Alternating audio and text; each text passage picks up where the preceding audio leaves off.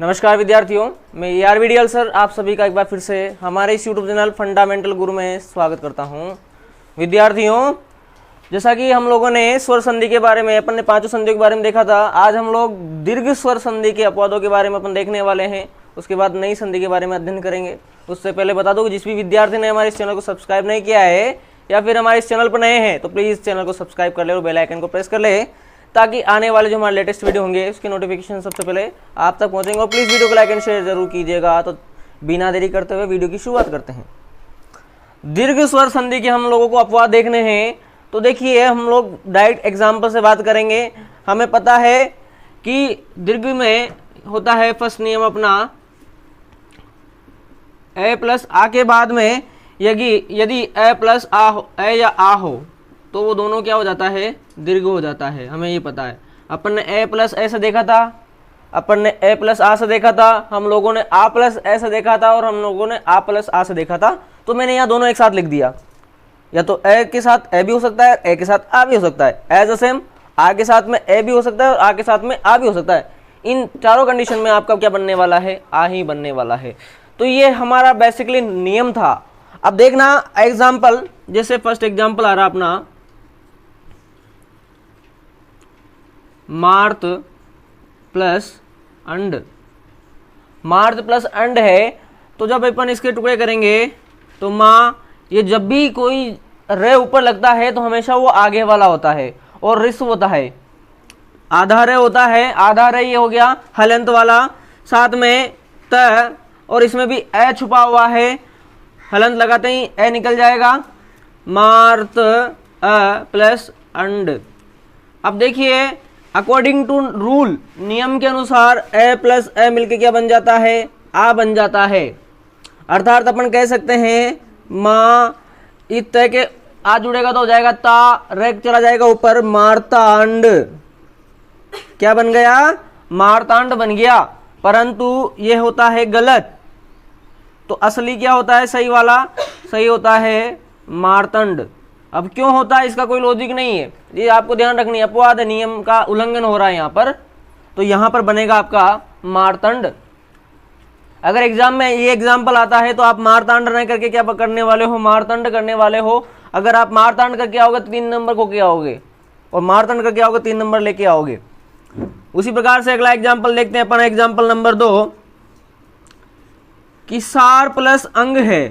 सार प्लस अंग है, तो यहाँ पे होगा अपना सा रे हलंत वाला, साथ में ए प्लस अंग। अब देखिए, अभी इस अनुस्वार को भूल जाइए, सिर्फ ए और ए पे ध्यान दीजिए। ए और ए से बनेगा आपका आ। अब देखना, जब रे में आ जुड़ेगा तो बन जाएगा सारा और अंग, सारांग।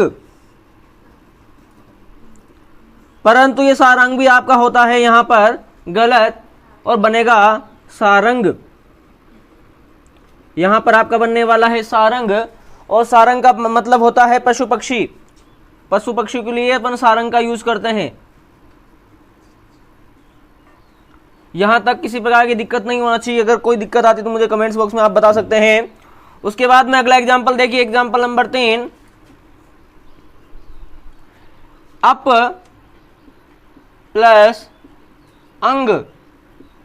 अप प्लस अंग, तो इसको अपन लिखने वाले हैं। देखिए अ, तो ऐसा कैसा, पे हलंत तो लग जाएगा अ प्लस अंग। तो नियम के अनुसार यहाँ पे आ बन जाएगा तो हो जाएगा अपांग। परंतु ये अपांग होता है गलत, यहाँ बनने वाला है अपंग। और हम सब जानते हैं अपंग का मतलब होता है अंग रहित। नमस्कार विद्यार्थियों, मैं ERVDL सर आप सभी का एक बार फिर से हमारे इस यूट्यूब चैनल फंडामेंटल गुरु में स्वागत करता हूं।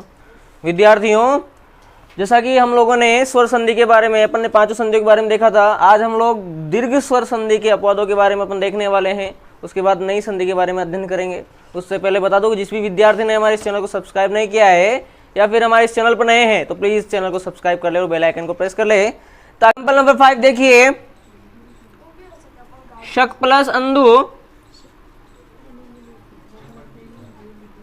शक प्लस अंधु, तो इससे बनने वाला अपना श क अ प्लस अ अंधु।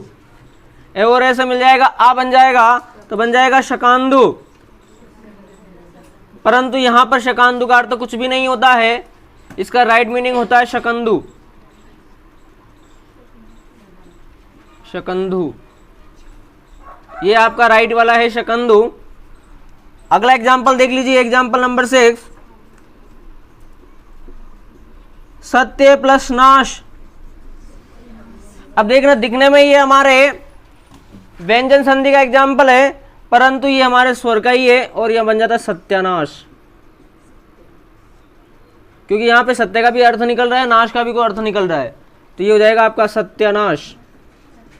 ये आपको एज इट इज याद रखना है। एग्जाम्पल नंबर 7,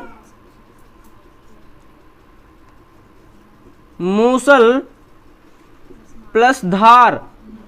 दिखने में ये हमारे व्यंजन संधि जैसा है, परंतु यह बनने वाला है मूसलाधार। मूसलाधार। उसके बाद में एग्जाम्पल नंबर 8 देख लीजिए, दीन प्लस नाथ। तो दीन प्लस नाथ से बनने वाला है दीनानाथ। क्या बनने वाला है यहां पर? दीनानाथ बनने वाला है। तो इस प्रकार से हम लोगों ने यहां पर स्वर संधि के अपवाद पढ़े। आज हम लोग व्यंजन संधि के बारे में डिस्कस करने वाले हैं। इन अपवादों को लिख लीजिए। देखने वाले हैं व्यंजन संधि के बारे में, और व्यंजन संधि में बहुत सारे नियम हैं, कहीं पे 12 बताए जाएंगे, कहीं 13 बताए जाएंगे, कहीं 14, 15। तो अपन नियम पढ़ेंगे तब आपको क्लियर हो जाएगा कि अपन कितने नियम पढ़ने वाले हैं। तो सबसे पहले अपन नियम डालेंगे पहला, और नियम फर्स्ट, और नियम फर्स्ट क्या कहता है इसको देखेंगे। पदांत, पदांत का मतलब होता है पद के अंत में अंतिम वर्ण क, च, ट, त, प, यानी वर्ग का प्रथम अक्षर हो। पदांत में क, च, ट, त, प हो, उसके बाद अनुनासिक व्यंजन हो तो, और हमें पता है अनुनासिक व्यंजन क्या होते हैं? 5 होते हैं। प्रत्येक वर्ग का पंचम वर्ण अनुनासिक व्यंजन कहलाता है। तो व्यंजन हो तो क, च, ट, त, प अपने ही वर्ग के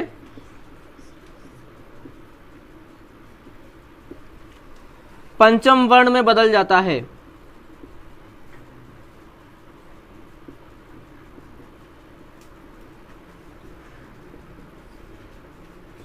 और यहां पर एक बात आपको ध्यान रखनी है, और वो क्या बात है कि कचट तप के बाद में अनुनासिक व्यंजन हो, परंतु कोई फिक्स नहीं है कि आगे क वाला है तो उसका अनुनासिक व्यंजन भी क का 5वां वर्ण होना चाहिए। कोई सा भी हो सकता है, अनुनासिक व्यंजन में कोई सा भी हो सकता है।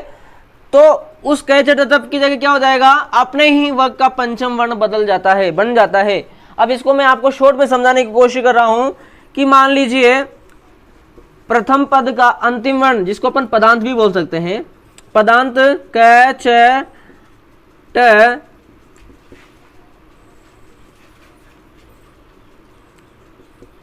त, प हो, कचट तप हो, प्लस अनुनासिक व्यंजन हो,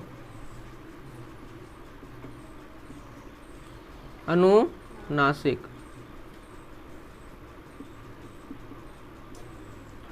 और अनुनासिक व्यंजन होते हैं अपने 5 अंग, य, ण, न, म। ये अनुनासिक व्यंजन है। और ये जो अनुनासिक व्यंजन है, अब पीछे कौन सा हो सकता है? प्रत्येक वर्ग का पंचम वर्ण, प्रत्येक वर्ग का पंचम। अर्थात अपन कह सकते हैं कि अगर यहाँ पे क है तो जरूरी नहीं हो कि उसका पंचम वर्ण ही यहाँ पर हो। क का जो पंचम वर्ण होता है अंग, ये जरूरी नहीं है, कोई सा भी इनमें 5 में से कोई सा भी आ सकता है। तो इस कचर तप की जगह अपने ही वर्ग के पंचम वर्ण में वापस क्या होता है, वो बदल जाता है। इसको और अच्छे से क्लियर करने के लिए हम लोग एग्जाम्पल के माध्यम से देखते हैं कि एग्जाम्पल देख लीजिए, आपका है वाक प्लस माया, वाक प्लस माय। एक बात ध्यान रखनी है, अगर यहाँ पे हलंत वाला यूज हो रहा है तो हम आगे भी हलंत ही बनाएंगे, और पूरा यूज हो रहा है तो अपन पूरा बनाएंगे, परंतु अभी हलंत दिख रहा है वाक, और जनरली केसों में आपको हलंत ही यहाँ पे मिलने वाला है, तो इसका मतलब हो जाएगा आधा वाक प्लस में। तो हमने देखा कि कचर तप के बाद में, इस कचर तप के बाद में क्या आ रहा है, सीधा अनुनासिक व्यंजन आ रहा है मैं, तो इस कचर तप का अपने ही वर्ग के पंचम में बदल जाएगा। तो हमें पता है के का पंचम वर्ण होता है अंग, तो वांग प्लस मय, जब जोड़ के लिखेंगे तो बन जाएगा ये वांग्मय। या इसको एक और तरीके से हम लोग देखने को मिल सकता है हम लोगों को, तो आप कंफ्यूज नहीं हो, इस प्रकार से भी इसको लिखा जा सकता है वांग्मय। ये भी आपका वांग्मय ही होने वाला है, या तो इस प्रकार से वांग्मय लिख दे या इस प्रकार से लिख दीजिए, तो आप कंफ्यूज नहीं होने वाले हैं। अगला एग्जाम्पल देखेंगे, example number 2, shut plus my. अब हमें पता है कि ये ट आ रहा है और बाद में अनुनासिक व्यंजन आ रहा है। अब हम लोगों ने देखा है कि अनुनासिक व्यंजन कोई सा भी आ सकता है, इन पांचों में से कोई सा भी अनुनासिक व्यंजन आ सकता है, इसमें कोई फिक्स नहीं है कि यही आएगा या यही आएगा, ये अपने ही वर्ण का आएगा, ऐसा कोई फिक्स नहीं है। यहाँ पर कोई सा भी आ सकता है और अपने वर्ण का भी आ सकता है। तो उसकी जगह, इस कचर तप की जगह अपने ही वर्ग के पंचम वर्ण में बदल जाता है। तो टे का पंचम वर्ण क्या होता है, अणय, अणय होता है।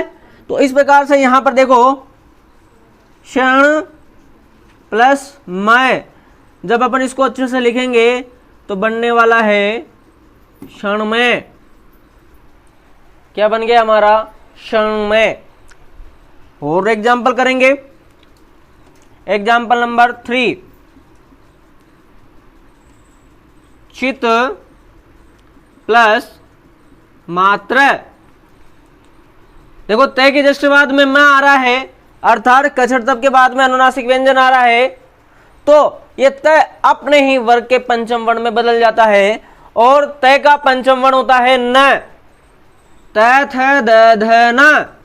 तो चिन्ह प्लस मात्र, तो बन जाएगा चिन्ह मात्र। तो आपका यहां पर क्या बन जाएगा, चिन्ह मात्र। तो अभी तो हम लोगों ने संधि विच्छेद थी और उसको संधि किया, अब हम लोग संधि को विच्छेद करने वाले हैं, तो उसको समझेंगे किस प्रकार से करेंगे। एग्जाम्पल नंबर है हमारा 4, श्रीमन्नारायण। श्रीमन्नारायण का हम लोगों को संधि विच्छेद करना है, तो देखिए किस प्रकार से होगा। श्री ऐसा का ऐसा रहने वाला है, मैं ऐसा कैसे रहने वाला है, इस न को आधा नहीं लिख लो, फिर ना को पूरा लिख लो, फिर रायण। अभी तो हम लोगों ने इसको थोड़ा सा विच्छेद किया। अब हमें पता है कि जो न है ये पंचम वर्ण है, और पंचम वर्ण किसका होता है, उसी का होता है। तो उसका पहला कौन सा होगा, तो न का पहला होता है त। न का, न वर्ग का जो न आ रहा है अपने पंचम वर्ण वाला, उसका वर्ग का प्रथम वर्ण होता है त। तो इस न की जगह होने वाला हमारे पास में त, तो बनेगा श्रीमत प्लस नारायण। तो इसका संधि विच्छेद हो गया श्रीमत नारायण, और जब आप इसका संधि करोगे तो श्रीमन नारायण हो जाएगा। विच्छेद तो हो गया श्रीमत नारायण, पर जब आप इसका संधि करोगे तो बन जाएगा श्रीमन नारायण। तो इसका आप वापिस से बना के भी देखोगे तो आप यहीं पे पहुंच जाओगे। और क्लियर करने के लिए एक और एग्जांपल देख लेते हैं।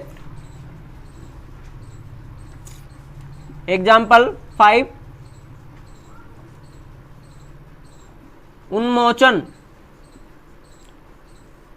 उन्मोचन और आप एक बात ध्यान रखें, कोशिश करें कि जहां पर आधा होता है वहीं से आप संधि करें।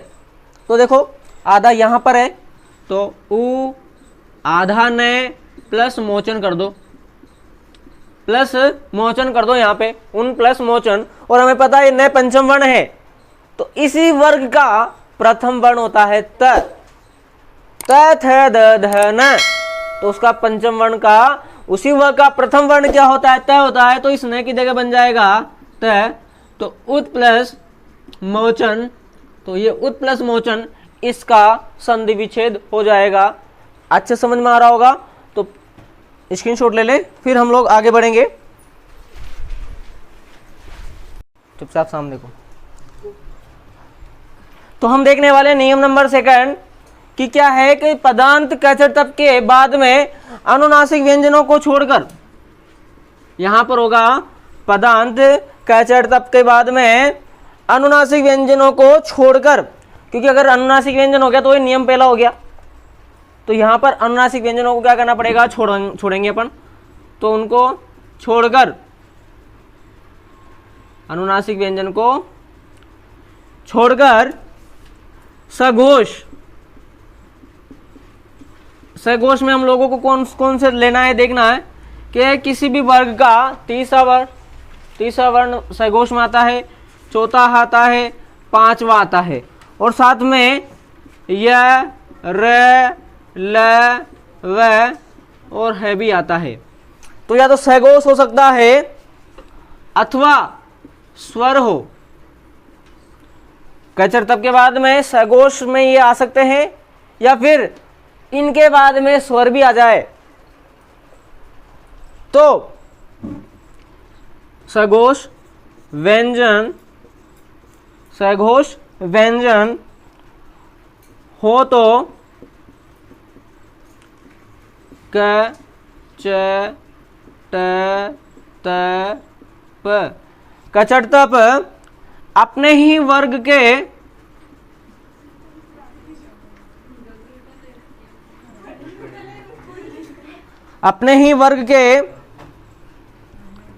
तीसरे वर्ण में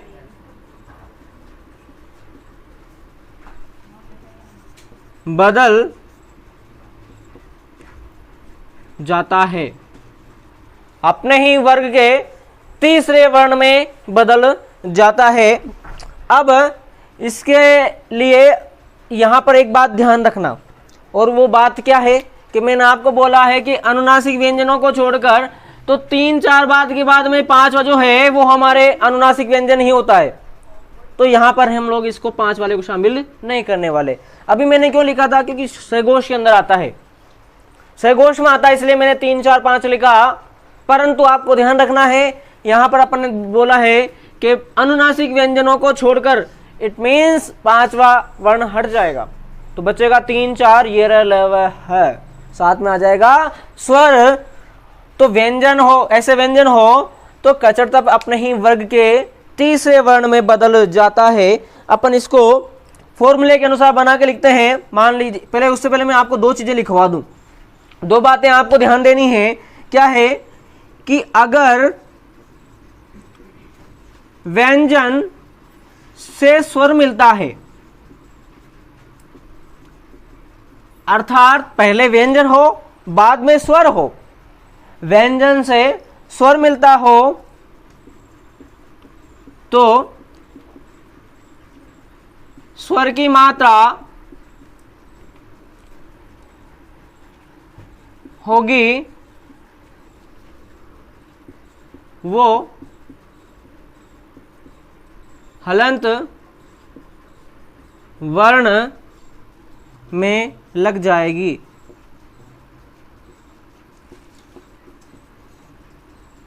अब ये क्या लोचा है? कुछ भी नहीं है। क्या बोल रहा है कि व्यंजन का जो संयोग है वो स्वर से हो रहा है। व्यंजन की संधि अगर स्वर से हो रही है तो हमें पता है आगे व्यंजन होगा, और व्यंजन का मतलब जो आपके नीचे हलंत लग रहा होगा।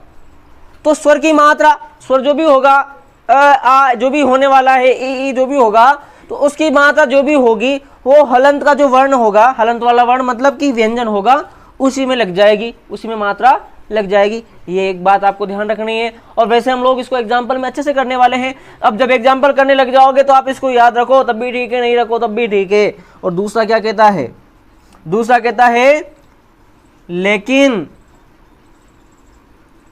अगर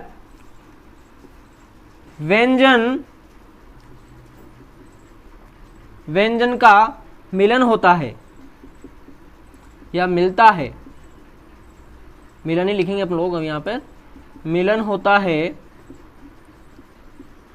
यदि व्यंजन का यहां पर मिलन होता है तो वे हलंत ही रहेंगे। अब इसका मतलब क्या है कि यहां भी व्यंजन है और यहां भी व्यंजन है।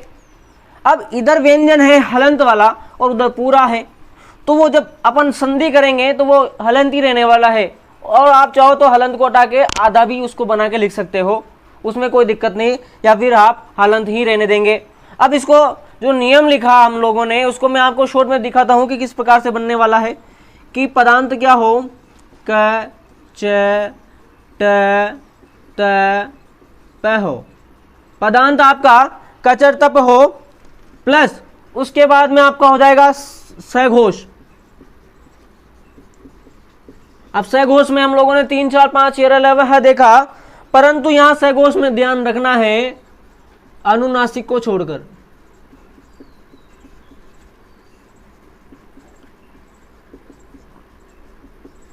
जो अनुनासिक वर्ण होगा आपको उसको यहां पर त्यागना पड़ेगा, उसको यहां पर छोड़ना पड़ेगा। तो अनुनासिक को छोड़कर कोई सा भी आ जाए सघोष में तो इस कचर तप अपने ही वर्ग के तीसरे वर्ण में बदल जाता है। ये जो कचर तप होगा वो अपने ही वर्ण के तीसरे वर्ण में यहां पर क्या होगा, बदल जाएगा। एक बार फिर से देख लीजिए कि पदांत में कचर तप हो, उसके बाद में सघोष हो, परंतु यहां पर आपको अनुनासिक को छोड़ना पड़ेगा, त्यागना पड़ेगा। क्योंकि अगर अनुनासिक हो गया तो वही पहले वाला नियम लग गया, तो इस नियम में उस नियम में क्या डिफरेंस रह जाएगा। तो इसलिए यहां पर अनुनासिक को हम लोग को छोड़ना पड़ेगा। परंतु मैंने आपको बताया क्यों है, क्योंकि सघोष में अनुनासिक पांचवा भी आता है, पंचम वर्ण भी आता है, तो यहां पर आपको वो छोड़ना पड़ेगा। जब भी आपको ऐसा दिखता है तो आप जब भी ऐसा देखोगे तो इस कचर तप को अपने ही वर्ग के तीसरे वर्ण में बदल दोगे। इसको हम लोग एग्जाम्पल्स अच्छे से करने वाले हैं, तो प्लीज यहां तक स्क्रीनशॉट ले लीजिए, फिर आगे बढ़ेंगे।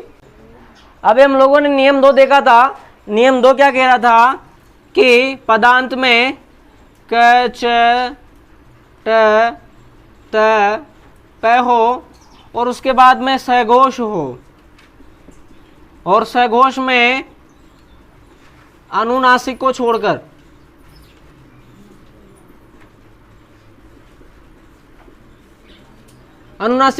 बाकी कोई भी सघोष होता है तो ये अपने ही वर्ग के तीसरे वर्ण में क्या होता है, बदल जाता है। अब इसको अपन एग्जाम्पल्स अच्छे से क्लियर करते हैं। जैसे एग्जाम्पल नंबर 1 जिसको हम जब से पढ़ते आ रहे हैं तभी से देखते आ रहे हैं, जगत प्लस ईश। अब देखिए यहां पर स्वर आ गया। अब इस नियम के नीचे मैंने आपको एक चीज लिखाई थी, पहला एरो क्या लिखवाया था कि व्यंजन के बाद में स्वर आता है तो मात्रा हलंत वाले पे लगने वाली है। तो यहां पे देखो कचर तप आ रहा है और साथ में स्वर आ रहा है। क्या आ रहा है, स्वर आ रहा है। इसका मतलब यहां पे स्वर आ रहा है तो ये अपने ही वर्ग के तीसरे में बदल जाएगा।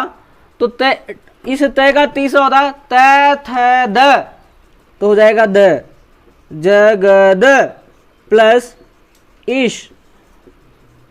अब मैंने आपको नियम में कुछ भी नहीं लिखाया था, आपको यही बोला था कि जो मात्रा होगी वो हलंत वाले पे लगने वाली है। और वैसे भी आप नहीं ध्यान रखो तब भी अपने आप लगने वाली है कि ये मात्रा सीधी इस पर लगने वाली है। तो बन जाएगा जगदीश, बड़ा ई की मात्रा जगदीश। क्लियर है यहां तक? इस एग्जाम्पल में कोई दिक्कत नहीं होगी। अगला एग्जाम्पल देखते हैं, एग्जाम्पल नंबर 2, जगत प्लस आनंद। अब यहां पर इस तय के बाद में स्वर आ गया तो ये तय अपने ही वर्ग के तीसरे में बदल जाएगा और इसका तीसरा होता है तय का द, जगद प्लस आनंद, जब इसमें जुड़ेगा तो जाएगा जग, तो ऐसा है कैसा, दे में जुड़ेगा तो दानंद, जगदानंद। उसी प्रकार से अगले एग्जाम्पल में देखेंगे हम लोग, एग्जाम्पल नंबर 3, उत प्लस यान। अब यहां पर देखो, यहां भी व्यंजन है और यहां भी व्यंजन है, और ये व्यंजन कौन सा है, सघोष वाला है, सघोष व्यंजन है।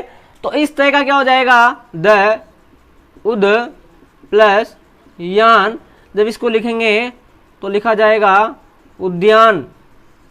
और आपको बोला था जब भी व्यंजन और व्यंजन होता है तो हलंत वाला ऐसा कैसे रह जाएगा, या फिर आप इस अलग तरीके से लिख सकते हो। क्या ध्यान रखना आपको, द प्लस ये से एक बनता है ध्येय, इस प्रकार का ध्येय बनता है, तो यहां पर इस प्रकार से भी इसको लिख सकते हैं उद्यान। आप ऐसे उद्यान लिखो या ऐसे उद्यान लिखो, बात एक ही है, दोनों सही है। एग्जाम्पल नंबर 4 देखेंगे, अप प्लस दी, अप प्लस दी, इस अप का मतलब होता है यहां पर जल, इस अप का मतलब यहां पर होता है जल,